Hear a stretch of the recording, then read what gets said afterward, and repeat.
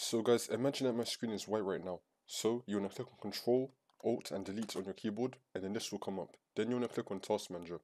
So now once you're on Task Manager, you want to click on Run New Task, and then in this box right here, you want to type in explorer.exe, and then you want to create this task with admin privileges, and then click on OK. And then hopefully that should fix your problem.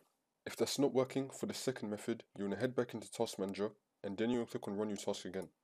And now we're going to type in reg edit, and then you want to create this task with admin privileges, and then click on OK. And now this will come up. Now you can follow everything I'll be doing up here. So first we're going to expand HK local machine, and then we're going to expand software, and then we're going to expand Microsoft, and then we're going to scroll down and expand Windows NT.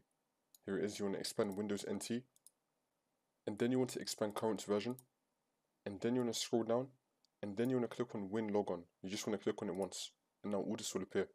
Now once you're in here, you want to double click on Shell. You want to make sure that the value data has been set to explorer.exe, and then click on OK. If you do not have Shell, I'm just going to delete it right now for this tutorial. If you do not have Shell, you just want to create it. So you want to right click on New, and then click on String Value. And now this will come up.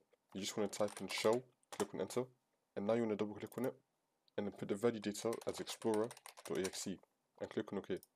Now once you've done that, you just want to restart your computer by clicking on Control or Delete, and then you click on the power button and then click on Restart. And then your problem should be fixed.